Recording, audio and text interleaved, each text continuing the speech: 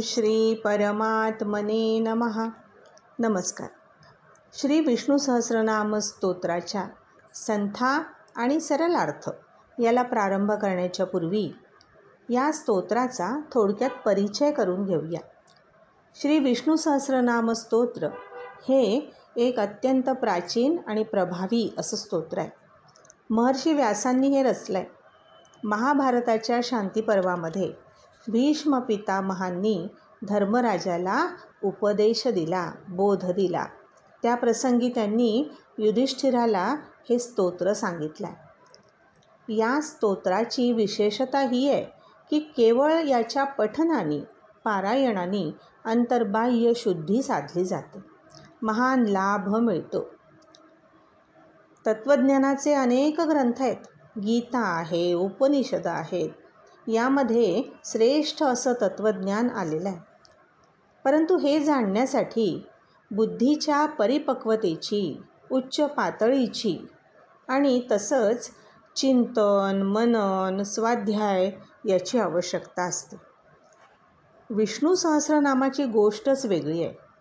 इथे केवळ स्मरण मात्रेण, पठन मात्रेण म्हणजे केवळ श्रवणाने, केवळ पठनाने अंतर्बाह्य शुद्धी साधली जाते.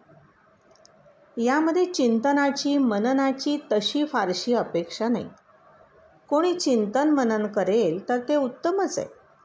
परंतु या स्तोत्राच्या केवळ पारायणाने चित्त शांत होतं असं म्हटलं आहे आणि भक्तांनी याचा अनुभव घेतला आहे.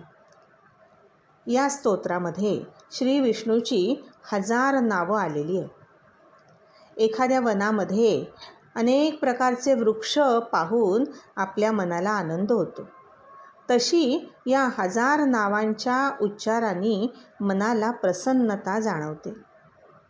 ही 1000 नावं जी आहेत ती केवळ एकापुढे एक मांडली आहेत असं नाही, किंवा ही एक सुंदर काव्यरचना आहे असं नाही, तर व्यासांसारख्या सिद्धमुनींनी विशेष उद्देशाने, अत्यंत कुशलतेने या स्तोत्रातल्या नावांची रचना केलेली आहे. प्रभावी आणि मंत्रमय अशी ही रचना आहे. यामध्ये धर्मज्ञान, अध्यात्म आणि सगळ्या कल्याणकारी कैवल्य साधक साधनांची कौशल्याने रचना केलेली आहे. विष्णू सहस्रनाम हे अत्यंत मधुर असं नामस्मरण आहे. अमृताहुनी गोड नाम तुझे देवा याचा साक्षात अनुभव इथे येतो. संतांनी नामस्मरणाचं महत्त्व सांगून ठेवलेलं आहे. नाम जप हे साधन अत्यंत श्रेष्ठ आहे. या श्रेष्ठ जपयज्ञाला कुठलेही कठोर नियम नसतात, बंधनं नाही. आवडीनी, मनोभावे केव्हाही नामस्मरावं असं आहे. आद्य शंकराचार्य हे महान ज्ञानी आणि तत्त्वज्ञ होते. त्यांनी अनेक श्रेष्ठ ग्रंथ, अनेक भाष्य लिहिली आहेत, स्तोत्र रचली आहेत. गीता, ब्रह्मसूत्र आणि उपनिषद या 3 प्रस्थानांवरील त्यांचं जे भाष्य आहे, ही प्रस्थानत्रयी म्हणजे तत्त्वज्ञानाचा आधार आहे. त्यांनी म्हटलं आहे, गेयम गीता नाम सहस्रम, गीता आणि सहस्रनाम गावं असा उपदेश त्यांनी भजगोविंदम या स्तोत्रामध्ये केलेला आहे. सर्वसामान्य लोकांच्या मध्ये भक्तिभावना दृढ करण्यासाठी आणि त्यांना कल्याणाचा मार्ग दाखवण्यासाठी हे नामसाधन आचार्यांनी सांगितलेलं आहे.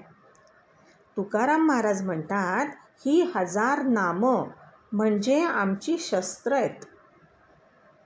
त्यांनी आपल्या मुलीच्या लग्नामध्ये जावयाला आपल्या हाताने लिहिलेली विष्णू सहस्रनामाची पोथी भेट दिली अशी कथा आहे. श्री विष्णू सहस्रनामाचे अनेक लाभ आहेत, अगणित लाभ आहेत. या स्तोत्र पठनाने वाणी शुद्ध होते, अनेक व्याधींचं निराकरण होतं, हा प्रगट लाभ आहे. आणि आत्यंतिक प्रसन्नतेचा अनुभव येतो, हा गूढ लाभ आहे. प्रत्येकाच्या अनुभवाचा हा विषय आहे. सेवी तोची चवी जाणे असा आहे. या नामस्मरणाबरोबर ईश्वराच्या गुणांचं सुद्धा चिंतन घडत जातं. ही सगळी नावं जी आहेत ती गुणवाचक आहेत. यानी नामानी गौणानी असं पुढे म्हटलंच आहे. भगवंताच्या गुणांच्या चिंतनाने गुणविकास होतो. आणि तसंच म्हणत असताना त्याच्या रूपाचं चिंतनही होतं. भगवंताचं सुंदर रूप डोळ्यासमोर उभं राहतं आणि त्यात मन तल्लीन होऊन जातं. चित्त एकाग्र होतं. भगवंताचं रूप, त्याचे गुण, ऐश्वर्य, महात्म्य या सगळ्या नामामधून उलगडत जातं. दिव्य प्रेमाचा साक्षात्कार होतो. जशी ही नावं गुणवाचक आहेत तशी ती विख्यात म्हणजे प्रसिद्ध आहेत. वेद आणि उपनिषद अशा अनेक ग्रंथांमध्ये ती आलेली आहेत आणि तिथून ती या स्तोत्रामध्ये गुंफल्या गेली आहेत. विष्णू सहस्रनामावर आद्य शंकराचार्यांनी अलौकिक असं भाष्य लिहिलं आहे. तसंच विनोबांनी या स्तोत्रातल्या नावांचं केलेलं निरूपण, त्याचं विवेचन हे आगळं वेगळं आहे, वैशिष्ट्यपूर्ण आहे. अनेक विद्वानांनी या स्तोत्रावर ग्रंथ लिहिले आहेत. भारतीय वैद्यकशास्त्रामध्ये चरकसंहिता महत्त्वाची मानली जाते.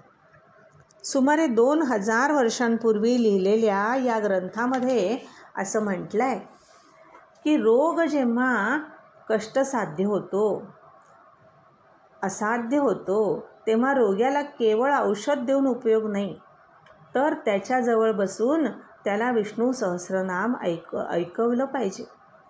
असं दुरितनाशक असं हे स्तोत्र आहे. अघोरी विद्यांचा प्रभाव या स्तोत्रापुढे टिकत नाही.